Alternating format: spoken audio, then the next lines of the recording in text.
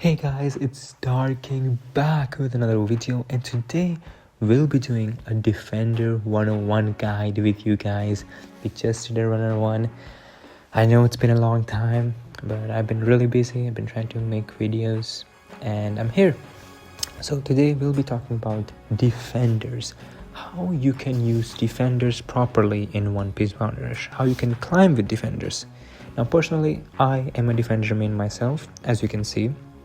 I have a lot of overall ranks on defender characters, more than any other race out there. So basically there's two different type of defender playstyles you can use with your day-to-day or match-to-match gameplay.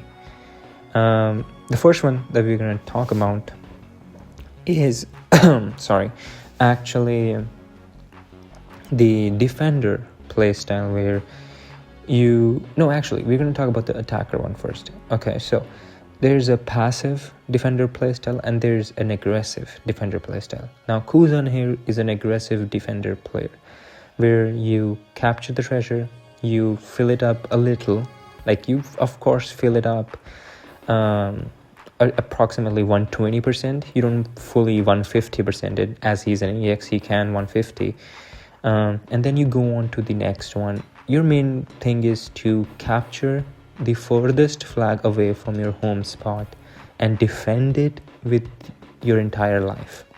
Now, there's also another defender style that I do need to talk about, which is the passive defender playstyle, which, more accurately speaking, is actually played by some defenders, where you capture the first flag and the second flag, and you play basically to make sure that there is no runner or rats coming back to you. Now, I will say I use Esnik, as she is the best rat runner defender, as she can just teleport to her home flag and makes her job so much easier. So I think definitely if you have Esnik, again, I will talk about Esnik during her gameplay, but most importantly, we will be talking about both the defender playstyles in this video. This is going to be a little different from the runner one, as the runner one had more characteristics as to playing an attacker runner, rat runner, and defender runner. We'll be mainly talking about two in this one, a passive defender and an aggressive defender. I'll teach you how to play both sides, and it's going to be a lot of fun, guys. Obviously, before you dive into being a defender main, always read the character traits. There's a lot of things that these traits might tell you about the character you are planning on using in League Battle. So be sure to read character traits. They are the most important factor about using a unit in the game. So there's also the best aggressive defender here as Saturn, which I don't have. So if you have an aggressive defender, if you want to be an aggressive defender, I think Saturn is the must play. He can become a runner, which is the most annoying thing ever. I think a defender runner is probably a very big threat in this game. Well, if you have Saturn, you don't really need this guide. You can literally do anything, because you can just teleport to the flags anyone is capturing and just one-shot them. He does have a lot of counters now, but he's overall he's a very, very strong defender, if I'm being honest. Now then, let's go back to our team today. First, we're going to be trying out the aggressive defender playstyle, which I'll tell in full detail during the match which is being played, and the same will go for the passive defender playstyle. By the way, these both playstyles are being shown on the screen, hopefully, in this video when I'm editing it. But yeah, man, let's just go to our party. This is what I'll be using for Kuzan. I'll only be using Kuzan since, so I just put Whitebeard there for no reason. This is my percentage. These are my tags. I have a lot of them open, so he'll be very, very tanky and strong during this match. I'll show you his medals. It's the same medals I will use on Esnik. So yeah, man, it's looking good. I'm not a color main. I just use whichever color I like. Also, this is my first time playing on a controller, so the gameplay might be a little different. And yeah, man, I love this metal set. It's the best metal set I have. As you can see, HP by 14. Again, I wish I had like 18% HP on this, but I had to use that one for my runner / attacker medals. So it's important to, also upgrade those. I can't really be a defender main always. Sometimes I want to play other stuff. Anyway, let's go to the match, shall we? So we're here, and I'll be strictly talking about how to play the attacker defender. Sorry, not attacker defender. I'm so confused because of the runner video. How to play aggressive defender. Now, being an aggressive defender, I'll show you guys the plays I make. Now, personally, I love Kuzan, man. Kuzan is my go-to aggressive defender player. Again, in the end of the video, I will tell you guys what aggressive defenders or passive defenders you can use in this meta. And there will be images / character picks in the end if you guys are interested in being a defender main. This video is for you guys. Now, mainly, how to play aggressive defender. Well, first, you capture the first flag. Very important. Now, if you see they have a Kizaru, don't capture the treasure till you see his skill pop up, which in a minute, yep, he used his skill. Now you're freely able to, okay, I did get attacked by the Luffy. I was kind of busy on looking out for Kizaru. I'm going to use the skill so I can get that damage reduction because I saw there were a lot of people on the flag there. And this basically helped me retain some of my HP. Now we're going to push back Luffy. I don't know how he got thrown away. But now, basically, you capture the first and second treasure, first of all. And your main goal is to actually, the moment you see the C flag is captured, just go sit on the C flag. Basically, the main reason for this is so that you have the middle flag, because those two other flags are closer to your teammates. So eventually when someone dies, they'll see that they need to capture those treasures. So they will capture it for you. You don't need to be sitting on them 24/7. So this is basically how to play aggressive defender. You just sit on this furthest flag. Now, if we had D flag right here, I would go and sit on the D flag because I want to make sure I create much more space for my attackers and runners to be able to basically not let the enemy capture treasure. So an aggressive defender style right here would be for me to go to their E flag, but I'm not gonna do that. I'm not that stupid. Unless I had my whole team with me, that's when you can push forward.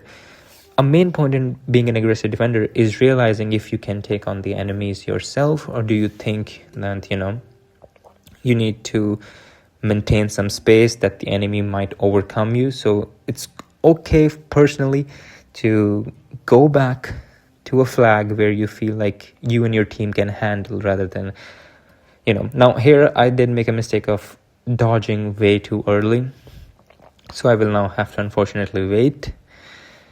Sadly, we do lose this match, and I myself couldn't believe how we lost because of the way this match ends. Again, the first thing I did was, make sure. Okay, now here, this play right here, I don't know, I maybe forgot about Bieno's trait where he can't die on a flag when he's capturing it, and because of that, they got this flag, which my Elber, I actually left my Elber because I thought Bieno is going to capture the other flag, so I had to stop Bieno, and because of that, Elber was sadly able to not cap in time, making us lose. Now, for a second here, I thought I won, and then I saw that no one had MVP on our team, and then I saw, oh my god, we lost, and then I went back into the replay mode to check. But again, I like to put out my failed matches as a lesson. We did good. I personally think I did a very good job, and this is how most defenders should play. So I want to put that out, that even though my guides might not seem legit, but I'm being transparently honest with you guys that this is the best way to play aggressive defender, which is to move to the furthest flag, which you think you can, as a solo defender, or if there's two defenders, then it's perfect. You should rush. But if you're a solo defender, you should go to a limit where you think you can handle the enemies and retrieve if you think you cannot handle them. And that's basically how you guys should play the aggressive defender playstyle. Now, I hope you guys learned something from that, and we'll just move on to the next match, shall we?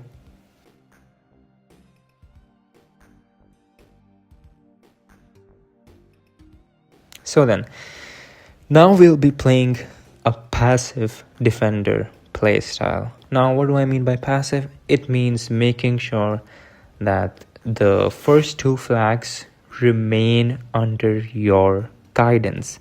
Meaning, you're going to make sure that the runners are so sick of you that they can't do anything because you have maintained your base flags from their touch, basically.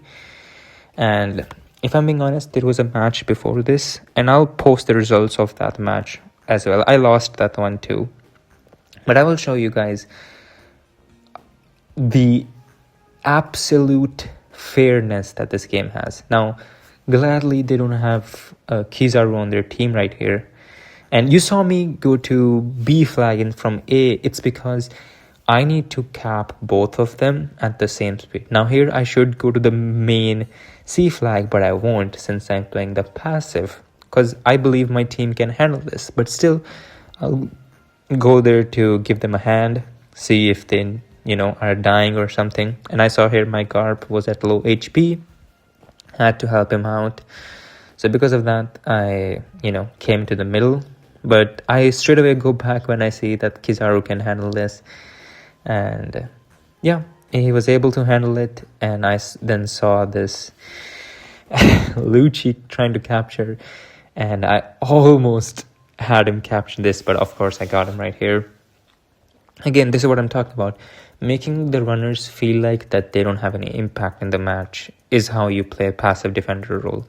You make them, regret going for your flags and instead focusing on the middle flag, since they know they can fight annoying attackers, annoying runners, but they can't fight you since you're being so passively, you're basically making their jobs worse. And here, Zoro tried to 1v1 me. Of course, he's stuck and he dies right here. So I saw, that they had capped, that my team is basically carrying me. Again, you guys won't get the credit for this, for doing such an amazing job, making sure the runners don't cap your home treasures. But this is a very important job, I think, being a passive defender, is making sure nobody captures. Now, I would prefer this playstyle for new players, since it's more ideal to learn this before you learn anything else. Now here, of course, I can't do anything about CP0, sadly, but he does get the cap. And now I'm scared here that where should I go, because he might cap. So I go for the middle flag because I want to make sure he doesn't cap the middle flag, because otherwise we might lose this game. So again, the whole playstyle is around, making sure you are as annoying as you can be to the runners. Here, I'm trying my best to be as annoying as possible. I'm looking out for any runner that might come for the B flag. I see there's no one coming. I go for the middle flag because I know I can defend the middle flag all on my own. And that's basically it, guys. This defender guide might be short. It's because there's not much to learn about being a defender in this game. It really is the most easiest role to play. And yeah, now I'll talk about some few picks that you should choose as to who you want your aggressive defender or passive defender to be. Here's the result on the screen, if you guys can see. Yeah. And yeah, so these are my choices for passive defender roles. We have S-Snake, we have Mace, we have Red Bull, we have Lilith, we have Robin, we have Dark King, we have Estes Kid for the beginners, we have Egghead Sanjay, he's still very good. We have Kaku, he's also very good. We also have that fake Luffy. He's here for troll picks, don't worry guys, he's not that good. Sugar, you can play her, but she'll die very easily against Kizaru. And there's some more defenders on the screen if you guys can see. And yeah, these are all the passive defenders that you should play if you want to be a passive defender. Now, that were the passive. Let's move on to the aggressive ones, shall we? So these are my aggressive defenders that you guys should play if you want to be more of a aggressive defender going for the main flags. We have Olin, we have I think Mont Blanc. He's also a very good defender attacker. Esnik is also very good. Page 1 is decent, but I just put him in here for the memes. Why not? Usopp is very good, especially because of his traits of attacking from a very far range. He's very good against those, and he also is very good against people who recover HP. And yeah, overall he's a very good aggressive defender, if I'm being honest. And also, if you guys enjoyed this video, be sure to hit that like button and subscribe to the channel, man, because the next one is going to be the attacker guide, and I'm very, very excited about it because there's so much I need to tell you guys, and I hope it sends the message right. Now, we also have this aggressive defender, Koala. She's fun. You can use her as an aggressive defender, but she's going to get clapped. Onigashima Luffy, beginner friendly, not good for SS or S+. Black Maria is very good. This guy is very good, just for the memes. And Brûlé actually got a buff, so she's actually very good in being an aggressive defender, if I'm being honest. There's some more on the screen right now, which I don't have, which are very good aggressive defenders. Now, on to the final part of this video. This is something I've been working on getting, and it's my first ever OPBR character skin. And I'm proud to say it's an honor to have one of my favorite characters get this. I want to get this one. I was tempted by the white skin, but I've decided to go with the green one. I'll show you the white one as well.